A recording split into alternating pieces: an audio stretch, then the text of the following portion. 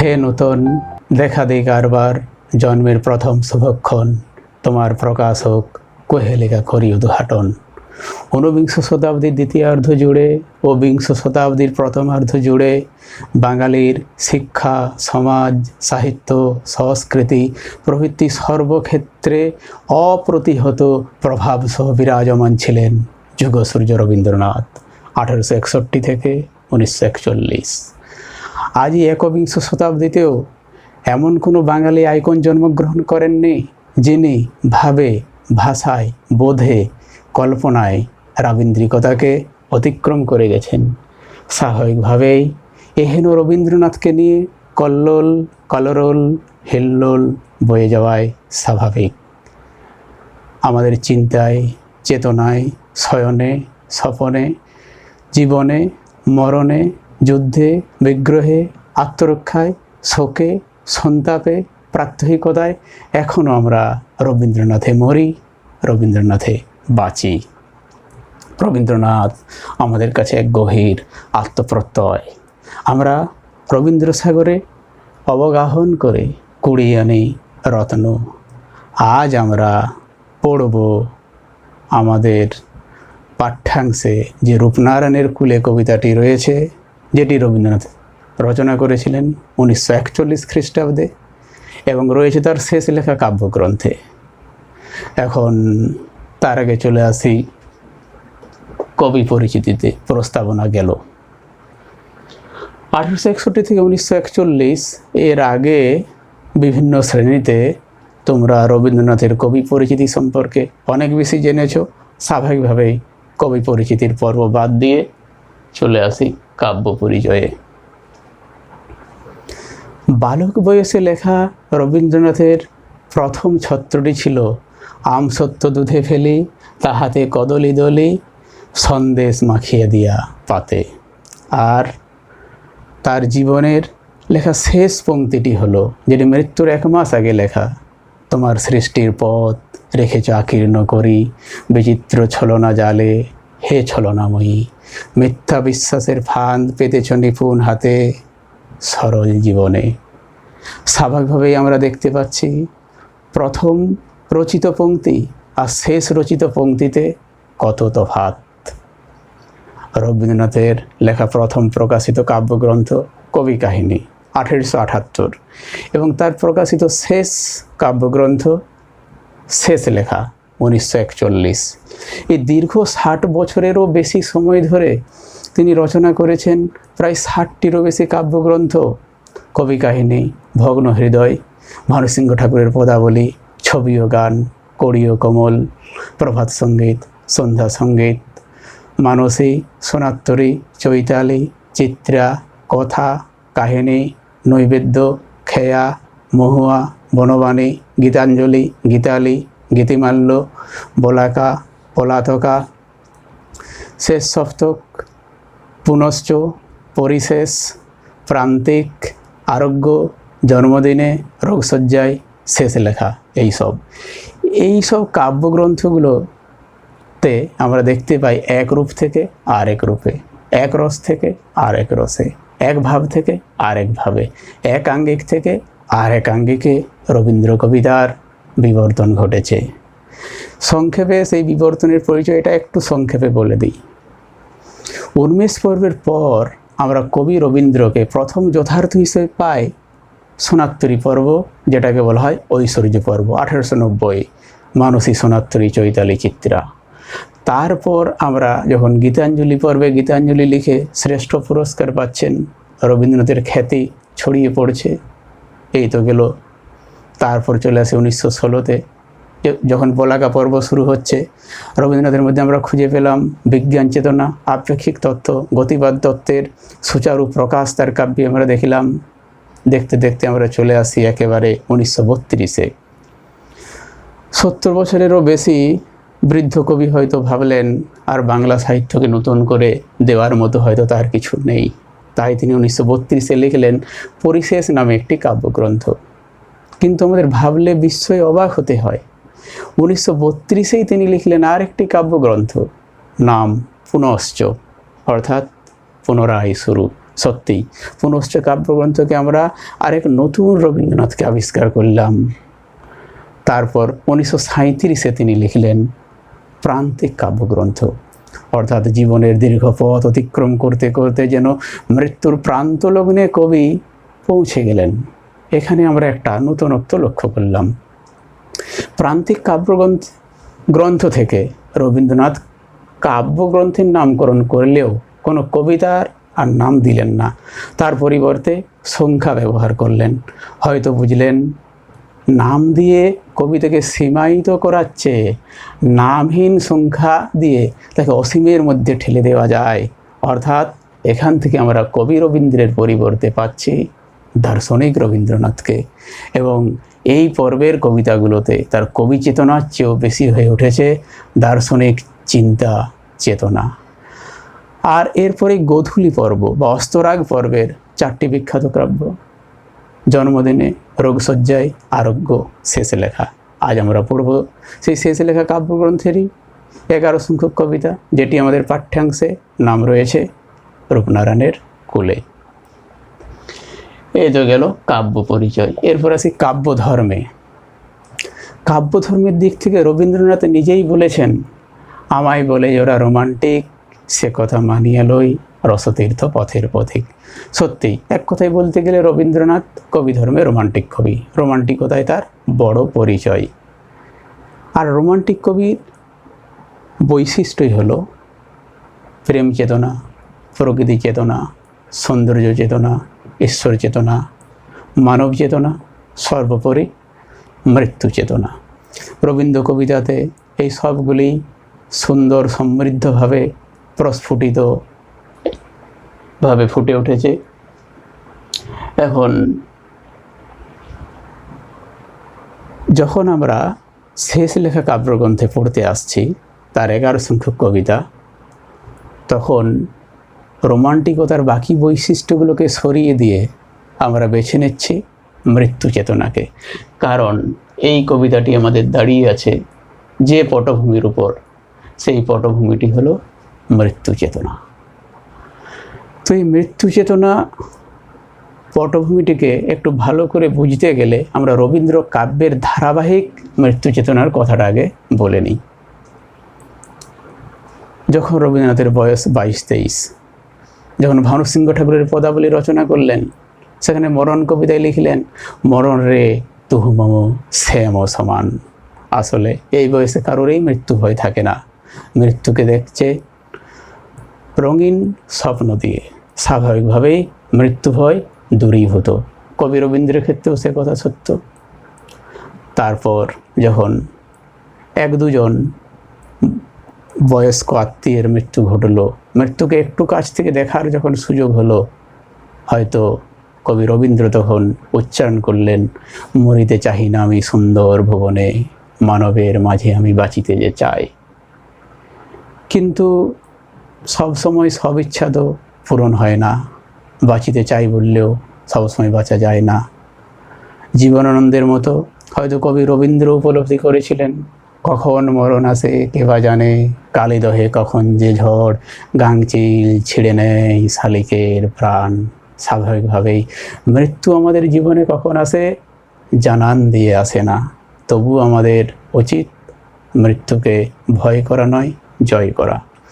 আস্তে আস্তে যদি আমরা রবীন্দ্রনাথের ব্যক্তি জীবনের দিকে তাকাই, তাহলে দেখব কেবল বাড়ির বয়স্ক আত্মীয় স্বজনরাই নয়, তার আত্মজা অর্থাৎ স্ত্রী, পুত্র, কন্যা, ভ্রাতুষ্পুত্র যখন একে একে অকালে মৃত্যুর কোলে ঢলে পড়ল, তখন রবীন্দ্রনাথের মৃত্যু সম্পর্কে দেখা যে রোমান্টিকতা ছিল, সেই রোমান্টিকতার আবরণটা একটু সরে এলো বাস্তবতার পটভূমিতে। তিনি বাস্তবতার দৃষ্টি দিয়ে দেখতে থাকলেন মৃত্যুকে এবং উপলব্ধি করলেন এই মৃত্যুকে যদি ভয় করা হয় তাহলে তো জীবন পরাজিত। দুঃখ আছে নব নব, আঘাত খেয়ে অটল রব, দুঃখকে জয় করতে হবে। কারণ তিনি জীবনের কবি, জীবনবাদের কবি। ইচ্ছা করে বারবার মিটাইতে স্বাদ, পান করি বিশ্বের সকল পাত্র হতে, আনন্দ মদিরা ধারা নব নব স্রোতে, এই যার ইচ্ছা। তিনি তো সহজে মৃত্যুতে পরাজিত হবার কথা নয়। স্বাভাবিকভাবেই অসংখ্য প্রিয়জনের বিচ্ছেদ বেদনায় কাতর হয়েও মৃত্যুকে এত কাছ থেকে দেখেও তিনি কিভাবে মৃত্যুকে অতিক্রম করা যায় তার কথা চিন্তা করতে লাগলেন, এবং তারই প্রতিফলন পেলাম আমরা তার পরিশেষ কাব্যগ্রন্থের মৃত্যুঞ্জয় কবিতায়। সেখানে তিনি লিখলেন, তুমি যত বড় হও তুমি তো মৃত্যুর চেয়ে বড় নও, আমি মৃত্যুর চেয়ে বড়, এই শেষ কথা বলে যাব আমি চলে। অর্থাৎ কবি আস্তে আস্তে উপলব্ধি করছেন যে অন্তরে লোভেছি তব বাণী, তাই তো মানি না ভয়, জীবনেরই জয় হবে জানি। অর্থাৎ মৃত্যুকে জয় করতে হবে যে কোনো প্রকারে। তাই তিনি লিখলেন, বললেন, নাই নাই কোথাও বিচ্ছেদ নাই, কোথাও মৃত্যু নাই। এইভাবে মৃত্যুকে দেখার রোমান্টিকতার আবরণটি সরিয়ে তিনি এলেন বাস্তবতার আবরণে। পরবর্তীকালে যখন আমরা 1937-এর পর প্রান্তিক কাব্যগ্রন্থ বা তার পরবর্তী কাব্যগুলোতে আমরা দেখছি তিনি বাস্তবতার থেকেও চলে আসছেন দার্শনিকতায়। দার্শনিক মনন, চিন্তন, প্রজ্ঞা দিয়ে তিনি দেখছেন মৃত্যুকে, এবং এতদিন তিনি কবি সুলভ চিন্তাভাবনায় বলে এসেছিলেন জীবন বড়, জীবনের জয়গান গাইতে হবে, মৃত্যু ছোট।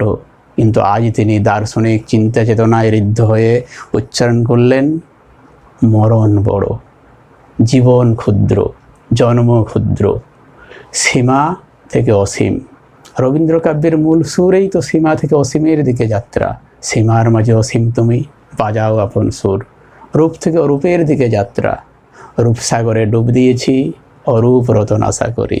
দেহ থেকে বৈদেহীর দিকে যাত্রা, খণ্ডতা থেকে পূর্ণতার দিকে যাত্রা, ব্যক্তিজন থেকে বিশ্বজনের দিকে যাত্রা। সেখানে জীবন ক্ষুদ্র, জীবন সীমায়িত, মৃত্যু বৃহৎ। তাই জীবনের শেষ পরিণতি মৃত্যু, মৃত্যুর মধ্য দিয়েই জীবন শেষ পরিণতি লাভ করে।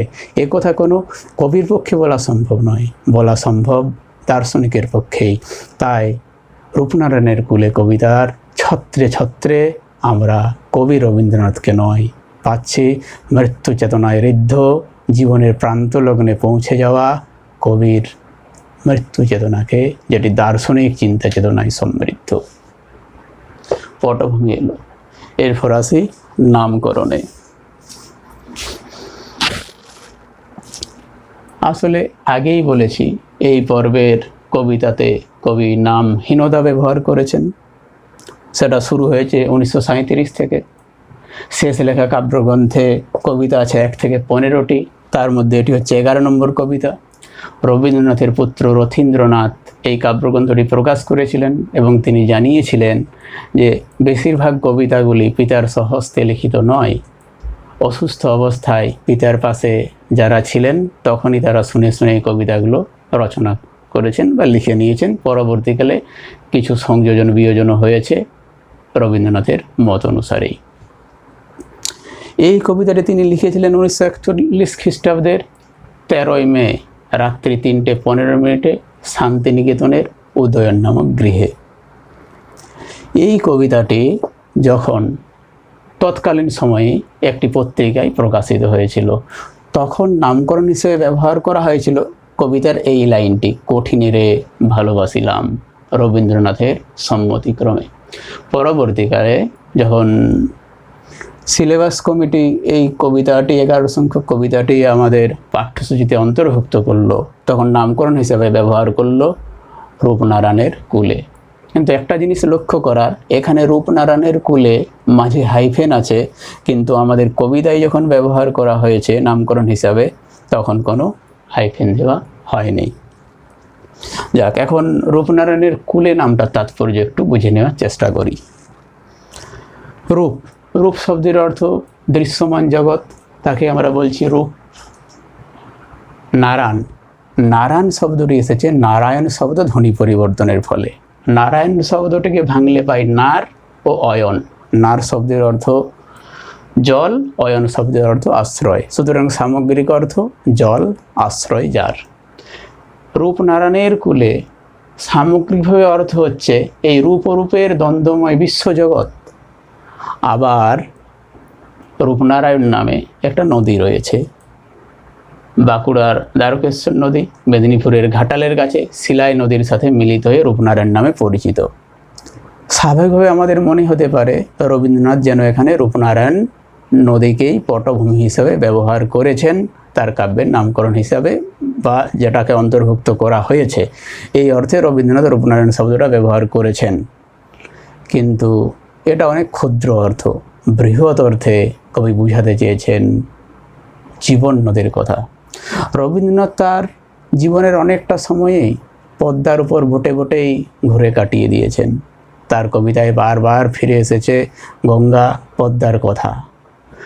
স্বাভাবিকভাবেই নদীকে রূপক বা প্রতীক হিসাবে ব্যবহার করা তার কবিতায় নতুন কিছু নয়। কিন্তু আজ যখন তিনি মৃত্যুর প্রান্তলগ্নে পৌঁছে যখন ফেলে আসা জীবনের দিকে তাকালেন, তখন তার এত পরিচিত নদীগুলোর পরিবর্তে কি রূপনারায়ণ নদীর নাম মনে পড়বে? এই প্রশ্নটা আমাদের থেকেই যায়। আসলে যদি আমরা রূপনারায়ণ শব্দটাকে বৃহৎ অর্থে গ্রহণ করি তখন কিন্তু এই সংশয় কেটে যায়। আসলে রূপনারায়ণ অর্থে বোঝাতে চেয়েছেন তিনি জীবন নদীর কথা। জীবন নদ অর্থাৎ নদীর যেমন বিভিন্ন পর্যায় রয়েছে, উচ্চগতি, মধ্যগতি, নিম্নগতি, এক এক পর্যায়ে নদীর এক এক কাজ এবং এক এক রকম ভূমিরূপ সৃষ্টি করে, এক এক রকম বাধা অতিক্রম করে উৎস থেকে সে মোহনায় এসে পতিত হয়।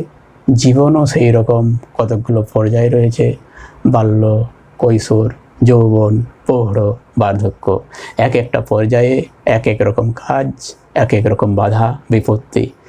নদী যেমন উৎস থেকে উৎপত্তি লাভ করে দীর্ঘ গতিপথের মধ্য দিয়ে বিভিন্ন টানাপোড়েনের মধ্য দিয়ে এসে সমুদ্রে পতিত হয়, সেই রকম জীবনও জন্ম থেকে সূচিত হয়ে বিভিন্ন পর্যায়গুলির মধ্য দিয়ে এসে মৃত্যুর মধ্যে এসে প্রশান্তি লাভ করে। এই অর্থেই নদী তথা জীবন নদী এবং রূপনারায়ণ সমার্থক। তাই ক্ষুদ্র অর্থে কেবল রূপনারায়ণ নয়, বৃহৎ অর্থে কবি এখানে বোঝাতে চেয়েছেন জীবন নদীর কথা। এই রূপ ও রূপের দ্বন্দ্বময় বিশ্বজগতে আমরা সকলে আবির্ভূত হয়েছি এবং যেন জীবন নদীর মতো আমরা প্রবাহিত হয়ে চলেছি। স্বাভাবিকভাবে এই নামকরণটাও যথোপযুক্ত। এরপর আসি বিশ্লেষণে। কবিতা রূপনারায়ণের কুলে জেগে উঠিলাম। রূপনারায়ণের কুলে অর্থাৎ রূপ ও রূপের দ্বন্দ্বময় বিশ্বজগতে জেগে উঠিলাম অর্থাৎ জীবন বোধে প্রাজ্ঞ হয়ে ওঠা, বা দীর্ঘ রোগজনিত অসুস্থতা থেকে ক্ষণিকের জন্য সাময়িক সুস্থ লাভ করা, বা মগ্ন চৈতন্য থেকে হঠাৎ করে নবচেতনায় উন্মেষিত হওয়া।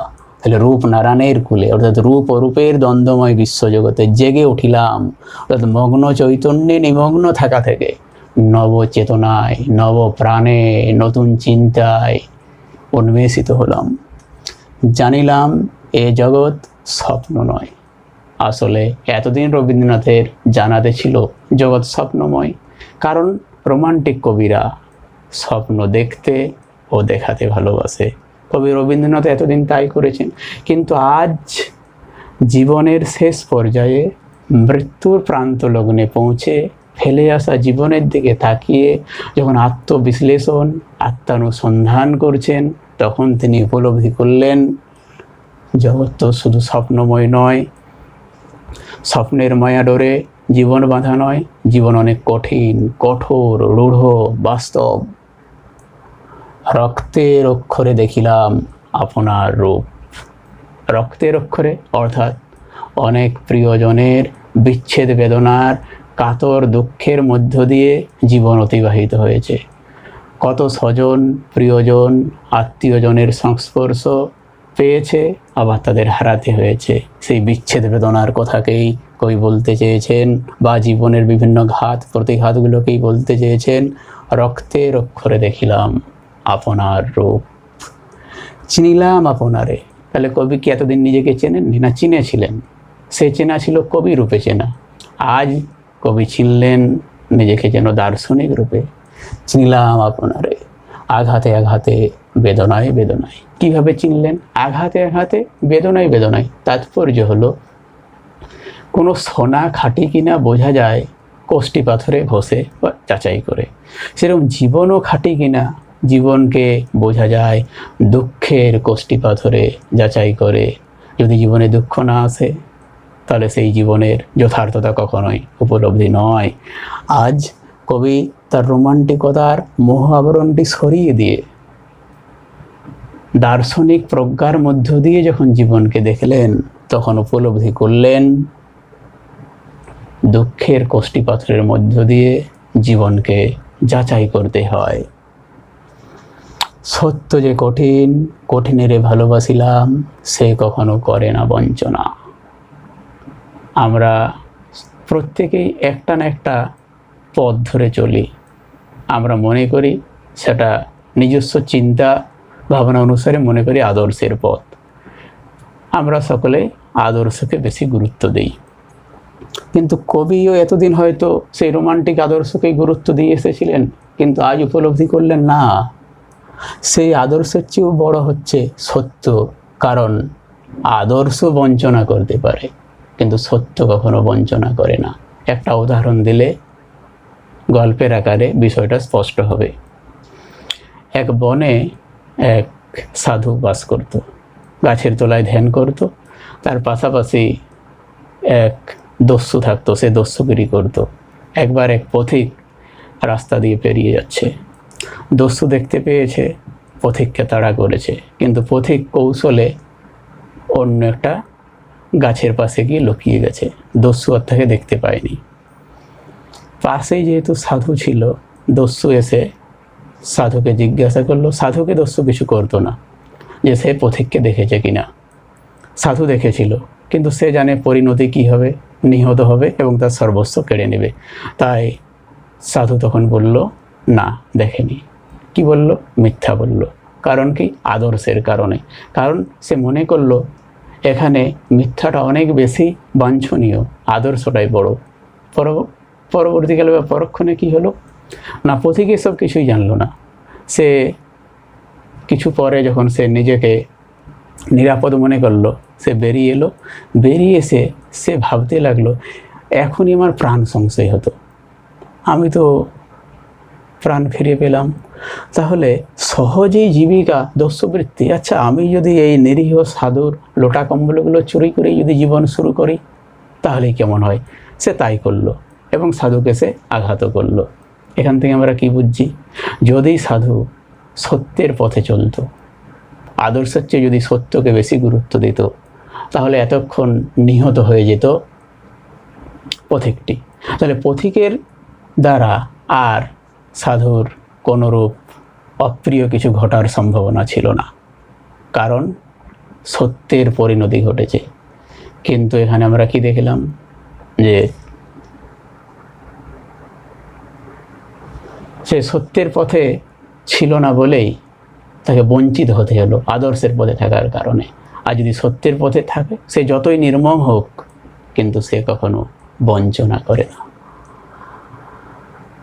কঠিনেরে ভালোবাসিলাম, সে কখনো করে না বঞ্চনা। আমৃত্যু দুঃখের তপস্যায় জীবন। এতদিন রবীন্দ্রনাথ হয়তো আজন্ম শব্দ ব্যবহার করতেন, কিন্তু আজ উপলব্ধি করেছেন আজন্ম নয়, আমৃত্যু।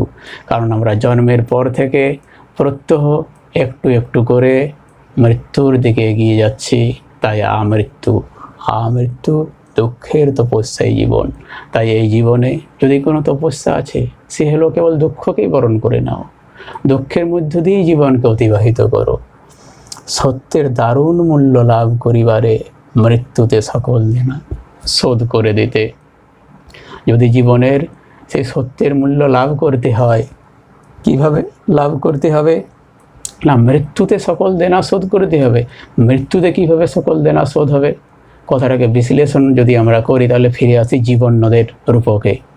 একটা নদী, সে উৎপত্তি হয়েছে, সে জলরাশি পেল কোথায়? না, সমুদ্র থেকে। সমুদ্রের জল বাষ্প আকারে ঘনীভূত হয়ে বা বরফ আকারে জমা হয়ে সেই জল একদিন নদী পেল। যতক্ষণ পর্যন্ত জলপ্রবাহ নদীর ছিল উৎস থেকে, সেই নদীর জল। আর যখনই নদী এসে মোহনায় সমুদ্রের সাথে মিশে গেল, অর্থাৎ সে যার কাছ থেকে জলরাশি পেয়েছিল জলচক্রের মাধ্যমে সেই জলরাশি আবার সেখানেই ফিরিয়ে দিল। তাহলে কি বোঝা গেল? নদী যদি সীমা হয়, সমুদ্র অসীম। তাহলে জন্ম যদি সীমা হয়, মৃত্যু অসীম। এইভাবেই যে জন্ম ছোট, মৃত্যু বড়, জন্ম সীমা, মৃত্যু অসীম। তাহলে সীমা থেকে অসীমের দিকে যাত্রা, জন্ম থেকে মৃত্যুর দিকে যাত্রা। নদী ততদিন পর্যন্ত ঋণী থাকছে তার উৎসের কাছে, উৎস অর্থাৎ সমুদ্রের কাছে। আর যখনই সে তার সব জলরাশি নিবেদিত করলো সমুদ্রকে, তখনই তার জীবনের সব ঋণ শোধ হয়ে গেল, অর্থাৎ নদী তখন তার অস্তিত্ব হারালো মৃত্যুর মধ্য দিয়ে। আমরাও সেই রকম জন্ম থেকে সমস্ত জীবনের কর্মপ্রবাহকে অতিক্রম করে বয়ে নিয়ে এসে এসে এক অনন্ত মৃত্যুর মধ্য দিয়ে যখন নিজেকে সঁপে দিচ্ছি, নিবেদন করছি, তখনই আমাদের জীবনের দেনা বা ঋণ পরিশোধ হলো। এটাই রবীন্দ্রের বক্তব্য। এরপর আমরা এটা থেকে যদি কোনো বড় প্রশ্ন হয়, অর্থাৎ কবিতা যদি আমরা মূল সার কথাটা জানি, তাহলেই প্রশ্নের ভাষাটাকে একটু উলট পালট করলে আমরা সুন্দর লিখতে পারবো। এজন্য সার কথাটা একটু বলে দিই। সুদীর্ঘ ৮০ বছরের জীবনে বিশ্বপথিক রবীন্দ্রনাথ বিশ্বজনের সঙ্গে আত্মীয়তার সম্পর্কের বন্ধনে বাঁধা পড়ে সুগভীর দার্শনিক প্রজ্ঞায় মানব জীবনের ক্রমবিবর্তনের ধারাপথে নিজের অবস্থানটি সুস্পষ্ট করেছেন তার সর্বশেষ কাব্যগ্রন্থ শেষ লেখার 11 সংখ্যক কবিতায়। রূপনারায়ণের কুলে জেগে উঠিলাম, জানিলাম এ জগৎ স্বপ্ন নয়। জীবনযুদ্ধে ক্লান্ত অবসন্ন কবি রবীন্দ্র মৃত্যুর প্রান্তলগ্নে পৌঁছে যেন নবচেতনা খুঁজে পেলেন রূপনারায়ণের কুলে, অর্থাৎ এই রূপরূপের দ্বন্দ্বময় মরজগতের চেতনা তথা জীবন নদীর কূলে দাঁড়িয়ে কবি নব প্রাণে প্রাণিত হলেন। আত্মবিশ্লেষণ, আত্মসমীক্ষা ও আত্ম উপলব্ধির মধ্য দিয়ে চিরদিনের স্বপ্ন দেখা ও দেখানোর রোমান্টিক পথ থেকে সরে এলেন। জগৎ ও জীবনের প্রতি আজন্ম যে প্রসন্ন দৃষ্টি ছিল, তা থেকে উকি দিল এক নির্মোহ দার্শনিক ঋষিকল্প সত্য দৃষ্টি। সত্যের এসে পায় আপন আলোকে ধৌত অন্তরে অন্তরে, কিছুতে পারে না তারে প্রবঞ্চিতে, শেষ পুরস্কার নিয়ে যায় সেজে আপন ভাণ্ডারে। দুঃখ সুখের অনন্ত জীবনধারায় জীবন সত্যকে অন্বেষণ করতে করতে কবি আজ সব রকম আঘাতের জন্য প্রস্তুত। সেই সত্য কঠিন ও কঠোর হলেও ভালোবাসার অনুরাগে কবি তাকেই বরণ করে নিতে চান। এতদিনের লালিত বর্ণিল স্বপ্নীল মাধুর্যকে তার মিথ্যাচার ও ভ্রম বলে মনে হয়। তাই ব্যথায় বেদনায় রক্তাক্ত ক্ষতবিক্ষত হৃদয়ে অন্তহীন দুঃখের সমুদ্র মন্থন করে সীমা অসীমের রূপ ও রূপের সন্ধানে কবির মূল্যায়ন। সত্য যে কঠিন, কঠিনেরে ভালোবাসিলাম, সে কখনো করে না বঞ্চনা। সুতরাং অভিজ্ঞতার জীবন নদে ভাব কল্পনা, রোমান্টিকতা, স্বপ্নময়তা বিসর্জন দিয়ে বস্তুনিষ্ঠ হিসেব নিকেশ করেই মানবিকতার জন্য চূড়ান্ত সংগ্রাম তথা দুঃখের কোষ্ঠী পাথরে ঘষে রূঢ় বাস্তবের মুখোমুখি দাঁড়িয়ে আত্মানং বৃদ্ধি, তবেই মৃত্যু হয়ে উঠবে সফল, সুন্দর ও অনুপম। অর্থাৎ মৃত্যু যদি কাছে আনে তোমার অমৃতময় লোক, তবে তাই হোক এই দুর্লোক মধুময় মধুময় পৃথিবীর ধুলি অন্তরে নিয়েছি আমি তুলি। এরপর আসি প্রশ্নের টুকিটাকি। জেগে উঠিলাম, কে জেগে উঠল? কবি রবীন্দ্র। কোথায় জেগে উঠলেন? রূপনারায়ণের কোলে। কবি কি জানলেন? এ জগৎ স্বপ্ন নয়। কবি কিভাবে নিজের রূপ দেখলেন? রক্তের অক্ষরে। কবি কিভাবে নিজেকে চিনলেন? আঘাতে আঘাতে, বেদনায় বেদনায়। কবি কাকে ভালোবাসলেন? সত্যকে। এ জীবন জুড়ে কিসের তপস্যা? দুঃখের তপস্যা। কবি জীবন জুড়ে কী লাভ করতে চাইলেন? সত্যের দারুণ মূল্য। জীবনের দেনা কীভাবে শোধ হবে? মৃত্যুর মধ্য দিয়ে। এরপর আসি, আর কি রইল বাকি। রবীন্দ্র কবিতার এই আলোচনাটি একেবারেই অসম্পূর্ণ, অনেক কিছু বলার বাকি। যে কথাগুলো বলতে পারলাম না, প্রতীক্ষায় রইলাম ভাবিকালের জন্য, অর্থাৎ তোমরাই একদিন সেই কথাগুলো বলবে, তারই অপেক্ষায় রইলাম আমি। রইল রবীন্দ্র আত্মা, রইল কবিতাটি।